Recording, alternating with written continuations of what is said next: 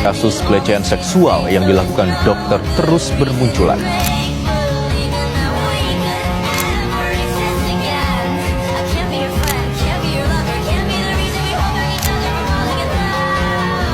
Dan dugaan pelecehan seksual oleh seorang anak berumur 8 tahun dengan korban lebih dari 4 anak yang juga laki-laki. Ketua Yayasan Pondok Pesantren di Lombok Barat yang melakukan kekerasan seksual terhadap puluhan santriwati. Tapi memangnya sepenting apa sih frase tanpa persetujuan korban ini di Permendikbud PPKS? Mari kita bedah.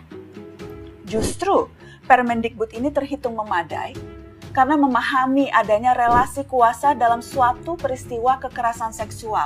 Ada pihak dalam posisi dominan yang memaksa berlaku sepihak dan mengakibatkan pihak lain tidak berdaya untuk menolak. Frase tanpa persetujuan korban memungkinkan untuk mengidentifikasi siapa pelakunya, siapa korbannya secara tepat. Aparat hukum juga bisa bilang, mereka ini suka sama suka kok. Dia diam-diam aja tuh saat itu, berarti tandanya nggak nolak dong. Tuntutan korban akhirnya lumpuh karena tidak melawan dapat diartikan setuju. Jadi frase tadi berfungsi mengubah area abu-abu itu menjadi lebih hitam putih, menggarisbawahi ketidakberdayaan korban untuk melawan dalam kekerasan seksual yang terjadi. Assalamualaikum warahmatullahi wabarakatuh. Dalam pandangan Islam, kekerasan seksual adalah perbuatan yang sangat keji dan diharamkan.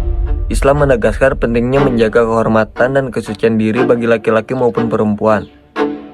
Allah Subhanahu wa Ta'ala berfirman dalam surah Al-Isra ayat 32, "Dan janganlah kamu mendekati zina, sesungguhnya zina itu adalah perbuatan yang keji dan suatu jalan yang buruk." Segala bentuk pelecehan, pandangan tidak sopan atau sentuhan tanpa izin termasuk dalam larangan ini. Rasulullah juga bersabda, "Barang siapa yang menyakiti seorang mukmin, maka sungguh ia telah menyakitiku." Dalam hukum Islam, pelaku kekerasan seksual termasuk dalam tindak kejahatan terhadap kehormatan dan dapat dikenai hukuman had atau tajir sesuai tingkat pelanggarannya. Tujuannya bukan sekedar menghukum, tetapi menjaga martabat manusia. Sebagai solusi, Islam mendorong pendidikan akhlak sejak dini, penegakan hukum yang adil, serta perlindungan bagi korban. Mari kita ciptakan lingkungan yang aman dan saling menjaga satu sama lain. Waalaikumsalam warahmatullahi wabarakatuh. Peace out.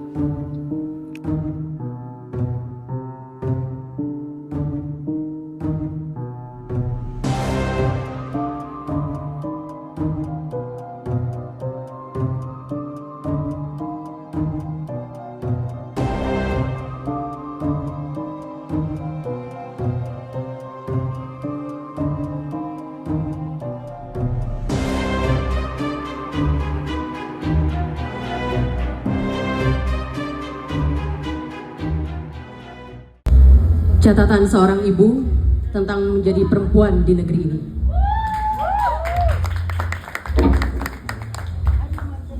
Jika aku mati, Winona, karena usia, karena lelah, atau karena sesak menahan amarah atas dunia yang tidak pernah berubah, ingat bahwa aku pernah hidup dalam sistem yang tidak pernah benar-benar berpihak pada perempuan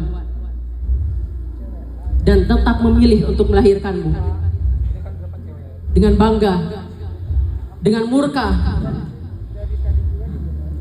dengan doa agar kau tumbuh dengan berani. Kau lahir dengan tubuh yang berjuang karena jadi ibu di negeri ini bukan cuma peran, tapi stigma. Tubuhmu pun kelak akan jadi medan tafsir.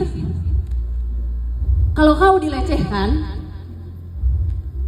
mereka akan bertanya, pakai baju macam apa kau? Bukan, kenapa bajingan itu melewati batas? Mereka akan menyuruhmu diam seolah-olah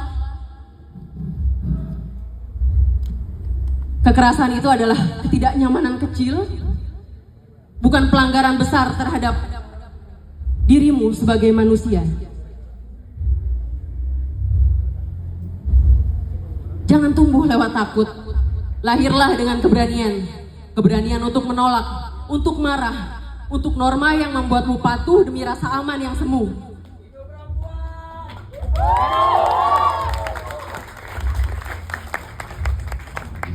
Dan puisi ini aku tulis sambil selalu mengamini hidupmu yang terang. Ingat aku seperti strawberry yang selalu kau makan tiap pagi. Minyak telon yang aku balurkan tiap malam. Hari depan banyak ketidakpastian, walau remuk redam, pupuk keberanian. Dan jika aku mati, jangan jadikan ini ratapan. Jadikan pegangan, tumbuhlah jadi perempuan yang merdeka, jadi perempuan yang berbahaya.